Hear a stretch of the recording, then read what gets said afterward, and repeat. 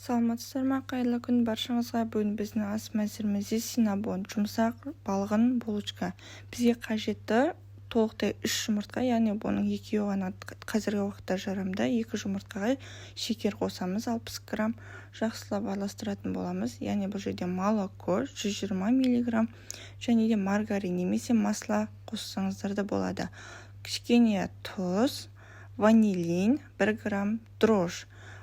Барлығы бөлме температурасында болу қажет. Ескеретін жайт, барлығын толықтай жақсылап араластырып болған соң 450 грамм ұн қосып араластыратын боламыз.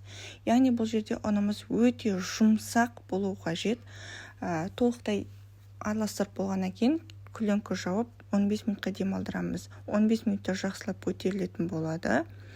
Яғни көтерілгеннен кейін кішкене ұн шашып, зуала елеп алатын боламыз. Кішкене жұмсақта қолға елегенге ыңғайлы. Яғни өте ыңғайлы болу қажет. Жұмсақ дөңгелек формада, яғни өздеріңізге ыңғайлы формада қамырларыңызды жайып алуларыңызға болады. Яғни бұл жердегі қоспасы масло 50 грамм и шекер өздеріңіздің қалауларыңыз бойынша. Көп қоссаңыздар да болады, аз қоссаңыздар да болады. Және де бұнда қамырды орап аламыз, яғни тығыздығы қатты жоғары болмау қажет. Бұл жерде біздің табамыз 24 сантиметрлік. Осылай орналастырып алғаннан кейін 15 минут демалдыруға жібереміз. Жылы жерде болу қажет.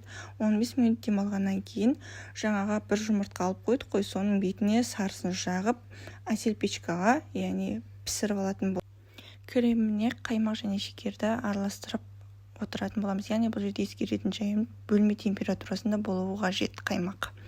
Және синнабонымыз булочкамыз, яғни толық піскеннен кейін ысылай кремімізді жағатын боламыз. Креміміз толықтай сіңгеннен кейін 15 минутта толықтай сіңіп болады. Яғни одан кейін дастарханға қонақтарыңызға ұсынып тартсаңыздар болады. Яғни видеоны толықтай көрген болсаңыздар, ұнаған болса егерде лайк басып, комментарий жазып, каналға тіркеліп кеттіңіздер.